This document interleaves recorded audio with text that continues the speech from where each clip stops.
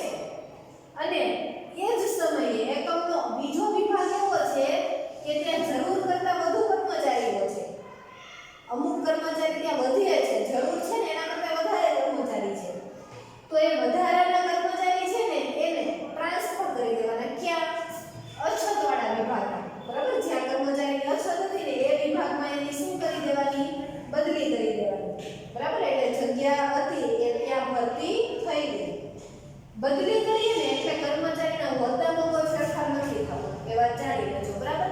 ખાલી કામ કરવાની જગ્યા બદલાઈ થઈ છે. અહીંયા આપણે અધિકારી હતા, આપણી બદલી થઈ તો એ વિભાગમાં આપણે અધિકારી જ રહેવાના છે. અહીંયા આપણે કર્મચારી હતા, આપણી બદલી થઈ તો બીજા વિભાગમાં ગયા તો ત્યાં આપણે કર્મચારી જ રહેવાના છે. આપણો હોદ્દો સેમ છે. હોદ્દો, પગાર, સત્તા એમાં કાંઈ ફેરફાર થવાનો નથી, ખાલી કામ કરવાની જગ્યા બદલાય છે, બરાબર? તો બદલી કરવાથી હોદ્દો, સત્તા, પગારમાં વધારો થતો નથી, પણ આપણી ભરતી કરવાની હતી એ ભરતી થઈ ગઈ. અમુક કર્મચારી ટ્રાન્સફર કર્યા એટલે આપણી ભરતી થઈ ગઈ. તો આપણે ભરતીના બે પ્રાપ્તિ સ્થાનો ભણ્યા, બઢતી આપીને ભરતી કરવી અને બદલી કરીને ભરતી કરવી. ત્રીજો મુદ્દો, કર્મચારીના મિત્રો કે સગા સંબંધીને તક આપીને. કર્મચારીના મિત્રો કે સગા સંબંધીને તક આપીને. હવે આ મુદ્દામાં ખરેખર તમારે સમજવા જેવું કંઈ છે જ નહીં. તમે હેડિંગ વાંચો ને તોય તમને ખબર પડી જાય કે આ મુદ્દો શું કહેવા માંગે છે, બરાબર? સપોઝ કે આપણી કંપનીમાં અકાઉન્ટન્ટની જગ્યા, બરાબર, હિસાબનીશ અકાઉન્ટન્ટની જગ્યા ખાલી હતી, બરાબર? તો આપણે અકાઉન્ટન્ટની ભરતી કરવાની હતી. તો આપણે શું કહીએ કે આપણી કંપનીમાં જેટલા લોકો કામ કરે છે ને અત્યારે હાલના આપણા કર્મચારીઓ, એ બધાને કીધું કે ભાઈ આપણી કંપનીમાં અકાઉન્ટન્ટની જગ્યા ખાલી છે, બરાબર? આપણે બીકોમ કરેલા વ્યક્તિને અહીંયા રાખવાના છે. તો તમારા સગા સંબંધી કે મિત્રો એમાંથી કોઈ યોગ્ય ડિગ્રી વાળો કે આવડત વાળો વ્યક્તિ હોય તો એને કહેજો, બરાબર, કે અહીંયા એપ્લિકેશન આપે તો આપણે એને રાખી લઈએ. સમજ્યા આ વસ્તુ? આપણે અહીંયા જગ્યા ખાલી છે, આપણે આપણા કર્મચારીઓને જ કહેવાનું કે ભાઈ તમારા સગા કે મિત્રો કોઈ યોગ્ય લાયકાત ધરાવતા, ડિગ્રી ધરાવતા વ્યક્તિ હોય તો કહેજો કે આપણી કંપનીમાં જગ્યા ખાલી છે, તો અહીંયા આવીને જોબ કરી શકે. તો સાંભળો, ત્રીજો મુદ્દો, બરાબર? એકમમાં જગ્યા ખાલી પડે ત્યારે શું કરવાનું છે? ખાલી જગ્યા પડે ત્યારે આપણા કર્મચારીઓને કહેવાનું છે, બરાબર? આપણા જે હાલના કર્મચારી છે ને એને માહિતી આપવાની છે. શું માહિતી આપવાની છે? કે યોગ્ય લાયકાત ધરાવતા તેના સગા કે મિત્રો હોય તો એને જાણ કરજો, બરાબર? તમારા કોઈ સગા કે મિત્રો હોય જે આ લાયકાત ધરાવતા હોય આ હોદ્દા પ્રમાણે, તો એને જાણ કરવાનું આપણે કહેવાનું છે, બરાબર? અને બધા કર્મચારી એની કોઈ સગા કે મિત્રો હોય તો એને જાણ કરી કે અમારી કંપનીમાં જગ્યા ખાલી છે અકાઉન્ટન્ટની, બરાબર? તો એ લોકો એપ્લિકેશન આપે, અરજી કરે અને આપણે એ વ્યક્તિને કામ પર રાખી લઈએ. આપણે શું કરી લઈએ? ભરતી કરી લઈએ. એકદમ પ્રેક્ટિકલ મુદ્દો કે એકમમાં જગ્યા ખાલી પડે એટલે સંચાલકો કોને જાણ કરશે? એના કર્મચારીને. શું જાણ કરશે? કે એના મિત્રો કે સગા સંબંધી યોગ્ય લાયકાત ધરાવતા હોય તો અહીંયા અરજી કરવાનું કહેવાનું. એ લોકો એપ્લિકેશન આપે એટલે આપણે એને કામ પર રાખી લઈએ. વાત પૂરી.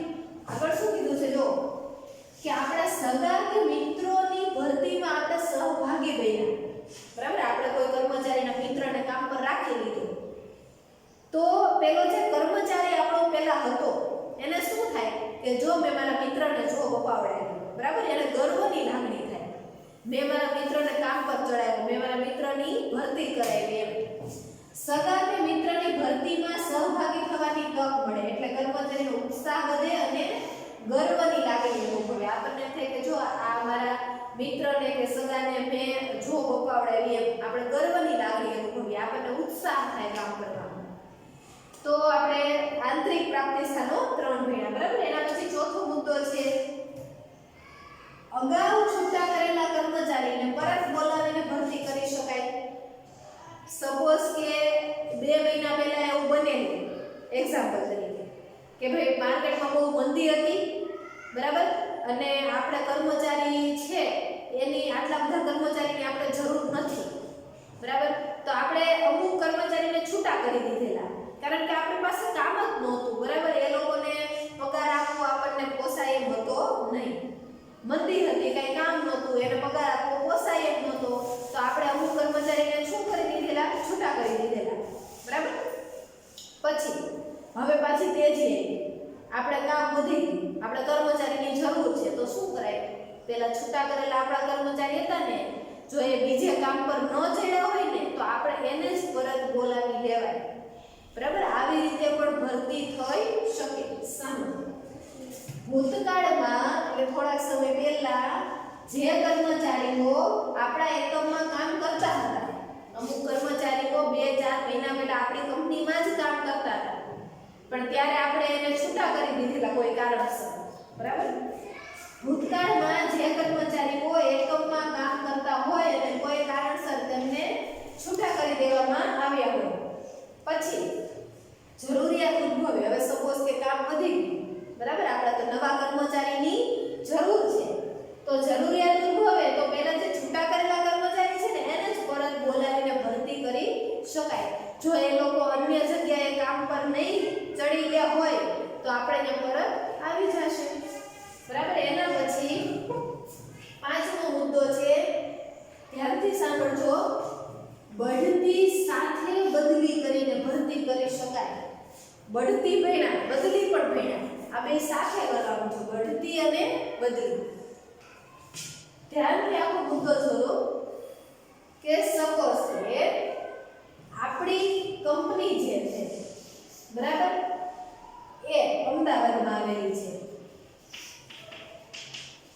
બરાબર? આપણી કંપની છે એ સપોઝ કે અમદાવાદમાં આવેલી છે. આપણી કંપનીની બીજી બ્રાન્ચ, આપણી કંપનીની બીજી એક શાખા છે, બરાબર, જે બેંગ્લોરમાં આવેલી છે, બરાબર? હવે વાત ધ્યાનથી સાંભળજો, આ તમને એક્ઝામ્પલ ઉપરથી મુદ્દો સમજાશે. આપણી કંપનીની મુખ્ય શાખા અમદાવાદમાં આવેલી છે, બીજી એક શાખા છે બેંગ્લોરમાં આવેલી છે, બંને આપણી જ છે શાખા, બરાબર? એનું મેનેજમેન્ટ આખું એક જ છે, એનું સંચાલન સરખી રીતે બે સેમ રીતે થાય છે, આપણી કંપનીની જ એક શાખા છે. હવે આ બેંગ્લોર વાળી જે આપણી શાખા છે તેમાં આપણા સુપરવાઇઝરની જગ્યા ખાલી છે, ખાલી પડી છે જગ્યા, બરાબર? સુપરવાઇઝરની. હવે આ અમદાવાદની જે આપણી કંપની છે એમાં કોઈ કર્મચારી છે, બરાબર? આપણે અહીંયા અમદાવાદની જે આપણી કંપની છે એમાં બધા કર્મચારીઓનું આપણે ઓબ્ઝર્વેશન કરતા જોઈએ તો આપણને ખબર પડી કે આ બધા કર્મચારી છે ને એમાંથી આ કર્મચારી એક છે ને એ બહુ વફાદાર છે, બહુ સારું કામ કરે છે, એની પાસે આવડત પણ છે, લાયકાત પણ છે, ડિગ્રી પણ છે, બરાબર? એને કામ કરવાની ધગશ પણ છે. તો આપણે શું કર્યું ખબર? આ જે કર્મચારી છે ને અમદાવાદની કંપનીમાં, બરાબર, એને બેંગ્લોર વાળી આપણી કંપનીમાં સુપરવાઇઝર બનાવી દીધા, બદલી પણ થઈ ગઈ, બરાબર? અને એ અહીંયા તો કર્મચારી હતો, અહીંયા સુપરવાઇઝર બની ગયો, હોદ્દો પણ ઊંચો થઈ ગયો, એટલે એને શું કહેવાય? બઢતી, બરાબર? કામ કરવાની જગ્યા બદલાઈ ગઈ એટલે બદલી પણ થઈ ગઈ અને આ કર્મચારીનો હોદ્દો પણ ઊંચો થઈ ગયો, સુપરવાઇઝર બની ગયો, એ તો બઢતી પણ થઈ ગઈ, બરાબર? અને આપણે અહીંયા સુપરવાઇઝરની જગ્યા ખાલી હતી તો અહીંયા ભરતી પણ થઈ ગઈ. કઈ રીતે કરી ભરતી? તમે બઢતી સાથે બદલી કરીને ભરતી કરી. આપણે આખો ખ્યાલ આવ્યો મુદ્દો? સમજો. આ પદ્ધતિમાં એકમના હાલના કર્મચારી, બરાબર, આપણે અહીંયા કામ કરતો જ તો હાલનો કર્મચારી છે, હાલના કર્મચારીની આવડત, લાયકાત, વફાદારીને ધ્યાનમાં રાખીને આ જ એકમની અન્ય શાખામાં આપણે શું કરી શકાય? બઢતી સાથે બદલી કરવામાં આવે છે. આ પદ્ધતિમાં શું કરવાનું છે કે આપણો હાલનો કર્મચારી, બરાબર, એને વફાદારી, આવડત એને ધ્યાનમાં લઈને આપણા જ એકમની અન્ય શાખામાં બઢતી અને બદલી સાથે કરી દેવાનું છે, એટલે આપણે અહીંયા જગ્યા ખાલી છે એ પણ ભરાઈ જાય. આનાથી શું ફાયદો થાય ખબર? કે કોઈ કર્મચારીને સારા શહેરમાં જવા મળે તો પણ એ ખુશ થાય, એનું કામ કરવાનો ઉત્સાહ વધે. કોઈ કર્મચારી છે એની ટ્રાન્સફર એવી જગ્યાએ થાય છે એનું વતન નજીક પડતું છે, બરાબર, તો એ કર્મચારીનો પણ કામ કરવાનો ઉત્સાહ વધે. તો આ વસ્તુ છે. કોઈ કર્મચારીને સારા શહેરમાં બદલી કરવામાં આવે, સાથે બઢતી આપવામાં આવે, અથવા તો વતનની નજીક, બરાબર, બીજા શહેરમાં બદલી કરી એની વતનની નજીકનું શહેર છે એમ ત્યાં બઢતી સાથે બદલી મળે તો કામ કરવાનો ઉત્સાહ અને ધગશ વધે છે, બરાબર? તો આપણે ભરતીના આંતરિક પ્રાપ્તિસ્થાનો 5 મહિના, એના પછી છઠ્ઠું, એના પછી આપણો છઠ્ઠો મુદ્દો છે પ્રતીક્ષા યાદી. આ મુદ્દો ખાસ ધ્યાન રાખીને ભણજો, કારણ કે આ મુદ્દો જે છે ને એ અલગથી પણ પૂછાઈ શકે તમને 2 માર્ક્સમાં કે 3 માર્ક્સમાં, કે પ્રતીક્ષા યાદી વિશે સમજાવો, બરાબર? તો પ્રતીક્ષા યાદી, જેને ઇંગ્લિશમાં કહેવાય વેઇટિંગ લિસ્ટ. Waiting list. હવે આમાં આખી શું પ્રોસેસ કરવાની છે સાંભળો. કે સપોઝ કે આપણા ધંધામાં કર્મચારીઓની જરૂર પડી, બરાબર. સપોઝ કે આપણે સેલ્સમેનની જરૂર છે. આપણી કંપનીમાં આપણે 20 સેલ્સમેનની જરૂર છે, બરાબર. તો એના માટે આપણે સપોઝ કે પેપરમાં જાહેરાત આપી, ન્યૂઝપેપરમાં જાહેરાત આપી કે ભાઈ અમારી કંપનીમાં આ જગ્યાએ અમારે 20 સેલ્સમેનની જરૂર છે. તો એનો હવે એ ઘણા બધા લોકો એ જાહેરાત વાંચે અને આપણને એપ્લિકેશન આપે, બરાબર. અરજી કરે આપણે ત્યાં નોકરી કરવા માટે.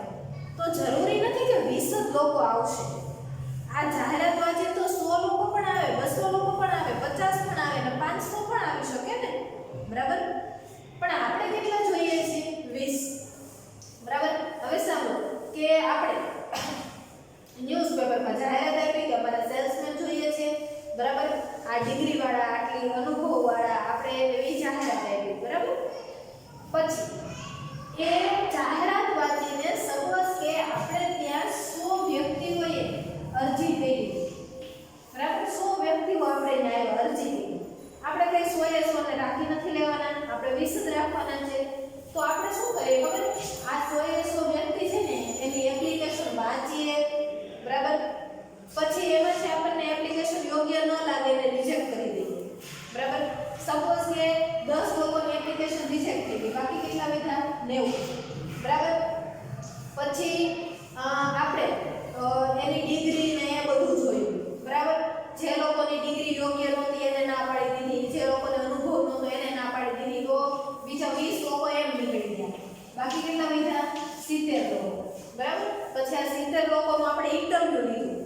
એમાં ઘણા બધા એને કામને લગતા પ્રશ્નો પૂછ્યા, આપણી સેલેરી કીધી કે અમે તમને આટલી સેલેરી આપશું, તમારે આટલો ટાઈમ કામ કરવાનું છે, એ બધું વાતચીત કરી, આપણે ઇન્ટરવ્યુ લીધું. અને એ ઇન્ટરવ્યુમાં 45 લોકો જે છે ને એ સિલેક્ટ થઈ ગયા, બાકીના બધા નીકળી ગયા, બરાબર. 100 લોકો આવ્યા તેમાંથી 45 લોકો સિલેક્ટ થયા. પણ આપણે તો 45 નથી જોતા, આપણે કેટલા જોઈએ છે? 20 સેલ્સમેન જ જોઈએ છે. અને ઇન્ટરવ્યુ કર્યું, બધું કર્યું, તો 45 લોકો પરફેક્ટ લાગ્યા આપણને, 45 લોકો આપણને યોગ્ય લાગ્યા, 45 લોકો કામ કરવાને લાયક છે. તો શું કરશું હવે ખબર છે? આમાંથી 20 લોકોને કામ પર રાખી લઈશું અને બાકી વધ્યા 25 લોકો, બરાબર. આના નામ, સરનામું, ફોન નંબરની આપણે યાદી બનાવી નાખશું. ના, આ 25 લોકો છે ને એને કામ પર નહીં રાખીએ આપણે, પણ એના નામ, સરનામુંની આખી યાદી બનાવી નાખશું, બરાબર. અને આ લોકોને કહેવાનું ભાઈ તમારું નામ છે એ વેઇટિંગ લિસ્ટમાં છે, તમારો વારો આવશે ત્યારે અમે તમને કહીશું, બરાબર. આ વેઇટિંગ લિસ્ટ એટલે પ્રતીક્ષા યાદી, બરાબર. હવે આ લોકોના જે નામ, સરનામું, ફોન નંબર લખ્યા છે એ આપણને આ 25 લોકો ક્યારે કામમાં આવશે ખબર છે? ભવિષ્યમાં ક્યારેક આપણે ભરતી કરવાની સેલ્સમેનની જરૂર પડશે ને, તો આ લોકોને ફોન કરીને બોલાવી શકાય. 5ની જરૂર પડે તો ઉપરના 5ને ફોન કરીને બોલાવવાના. જેટલા લોકો આવે એટલા, બાકીના બીજા જે આપણી પાસે નામ નંબર છે તેને ફોન કરીને બોલાવો, 5 રાખી લ્યો. 20ની જરૂર પડે તો આમાંથી 20 રાખી લ્યો. સમજો છો આખી વસ્તુ? અને પછી આ લોકોના ઇન્ટરવ્યુ નહીં લેવા પડે, એની એપ્લિકેશન નહીં મંગાવવી પડે, એને સવાલ જવાબ નહીં પૂછવા પડે, કાંઈ નહીં કરવું પડે. કારણ કે આ લોકો એ બધી પ્રોસેસમાંથી પસાર થઈ ગયા છે. આ લોકો સિલેક્ટેડ જ હતા, પણ આ તો આપણે જરૂર નહોતી ને એટલે નહોતા રાખ્યા, બરાબર. 2-4 મહિના પછી આપણે જરૂર પડે તો આને ફોન કરી બોલાવી લેવાય, બરાબર. અને સીધા એને આપણે કામ પર જ રાખી લેવાના છે ને ઇન્ટરવ્યુ કોઈ વસ્તુ કંઈ કરવાનું નથી, કારણ કે બધું થઈ ગયું છે. સમજ્યા કે વાત? તો ભરતી કઈ તમે શેમાંથી કરી શકો? પ્રતીક્ષા યાદી, વેઇટિંગ લિસ્ટમાંથી પણ ભરતી કરી શકાય. તમને સવાલ પૂછાય પ્રતીક્ષા યાદી એટલે શું? તો સાંભળો, તમે જે સમજ્યા છો ને એ જ લખવાનું છે, બરાબર. ભૂતકાળમાં જાહેરાત આપી હતી આપણે કર્મચારીઓ જોઈતા હતા કે નહીં? 2 મહિના પહેલા આપણે એકવાર કર્મચારીઓ જોઈતા હતા તેને આપણે જાહેરાત આપી હતી, બરાબર. ત્યારે શું થયું ખબર? કે જરૂર કરતા વધારે ઉમેદવારો આપણે પસંદ કરી લીધેલા. 2 મહિના પહેલા આપણે ભરતી કરવાની જરૂર પડી હતી ત્યારે આપણે જાહેરાત આપી હતી. જાહેરાત વાંચીને ઘણા લોકો આવ્યા હતા, બરાબર? ત્યારે આપણે જરૂર કરતા વધારે લોકોને પસંદ કરેલા 2 મહિના પહેલા, બરાબર? પછી શું કર્યું કે જેટલાની જરૂર હતી એટલાની ભરતી કરી દીધી. બાકીના લોકો જે પસંદ થયેલા લોકો જ હતા, બરાબર? એની શું બનાવી નાખી આપણે? યાદી બનાવી નાખી. અને યાદીને શું કહેવાય? પ્રતીક્ષા યાદી કહેવાય. સમજો તમે આખી વાત? ભૂતકાળમાં જાહેરાત આપેલી આપણે ભરતી કરવા માટે, બરાબર? ભૂતકાળમાં જાહેરાત આપીને ભરતી કરેલી. ત્યારે આપણે શું કર્યું હતું? જરૂર કરતા વધારે ઉમેદવારોને પસંદ કરેલા. પછી જરૂર હોય ને એટલે કામે રાખી લીધા અને બાકીના ઉમેદવારોની એક યાદી બનાવી નાખી. એને કહેવાય પ્રતીક્ષા યાદી. એ કામમાં ક્યારે આવશે? સામે. આ યાદી ભવિષ્યમાં, બરાબર? ભવિષ્યમાં ક્યારેક ભરતી કરવી હશે ને તો ઉપયોગમાં આવશે. કારણ કે આ લોકોનું લિસ્ટ આપણી પાસે પડ્યું છે. ફોન કરીને બોલાવી લઈશું આપણે, બરાબર? આનું ઇન્ટરવ્યુ નથી લેવાનું, આની એપ્લિકેશન નથી મંગાવવાની, કાંઈ નથી કરવાનું. આ લોકો સિલેક્ટેડ જ હતા ઓલરેડી. ફરીથી ભરતીની પ્રક્રિયા કરવી પડતી નથી. કાંઈ પ્રોસેસ નહીં કરવી પડે. ઇન્ટરવ્યુ, સવાલ જવાબ, કોઈ વસ્તુ નહીં. સીધા કામે જ રાખી લેવાનું, બરાબર? એટલે આપણો સમય બચે છે, બરાબર? આનાથી શું થાય ખબર? પ્રતીક્ષા યાદીમાંથી આપણે ભરતી કરી દઈએ ને, આ લોકો ફોન કરીને બોલાવી લઈએ ને, એટલે ભરતી કરવા વાળો જે અધિકારી હોય ને, બરાબર? ભરતી અધિકારી, એનો સમય અને નાણાંનો બચાવ થાય છે, બરાબર? અને પ્રતીક્ષા યાદી છે ને એ ભરતી કરવાનું બિન ખર્ચાળ પ્રાપ્તિ સ્થાન છે. આમાં કઈ ખર્ચો જ નહીં થાય. ફોન કરીને બોલાવી દો, આપણો સમય નહીં બગડે, કઈ ખર્ચો નહીં થાય, કાંઈ નહીં. કારણ કે આ ઓલરેડી કેવી યાદી હતી? સિલેક્ટેડ લોકોની યાદી જ હતી. સિલેક્ટ જ હતા આ લોકો. ફરીથી એકવાર સાંભળજો. આ 2 માર્ક્સમાં તમને પ્રતીક્ષા યાદી વિશે સમજાવો એ પૂછાઈ શકે, બરાબર? અથવા તો 1 માર્ક્સમાં તમને વ્યાખ્યા પૂછાય. પ્રતીક્ષા યાદી એટલે શું? તો કે ભૂતકાળમાં જાહેરાત આપીને ભરતી કરેલી, ત્યારે જરૂર કરતા વધારે લોકોને પસંદ કરેલા, જરૂર હોય એટલાને કામે રાખેલા, બાકીના લોકો વધારાના લોકોને એક યાદી બનાવેલી. એને કહેવાય પ્રતીક્ષા યાદી. ક્યારે કામમાં આવશે આ? તો કે ભવિષ્યમાં ક્યારેક ભરતી કરવી હશે ને તો પ્રતીક્ષા યાદીના ઉમેદવાર બોલાવી લઈશું. ફરીથી ભરતીની પ્રક્રિયા કરવી પડશે નહીં. ભરતી અધિકારીનો સમય અને શક્તિનો બચાવ થશે. કાંઈ નથી કરવાનું, આપણે ઇન્ટરવ્યુ નથી લેવાનું, કાંઈ ખર્ચો નહીં થાય, બરાબર? પ્રતીક્ષા યાદી એ ભરતીનું બિન ખર્ચાળ પ્રાપ્તિ સ્થાન છે. એવું વિધાન પણ તમને પૂછાઈ શકે, બરાબર? પ્રતીક્ષા યાદી એ ભરતીનું બિન ખર્ચાળ પ્રાપ્તિ સ્થાન છે. એવું વિધાન તમને પૂછાય ને તો એમાં પણ તમારે આખો મુદ્દો સમજાઈ દેવાનો, બરાબર? તો ભરતીના આંતરિક પ્રાપ્તિ સ્થાનો 6 છે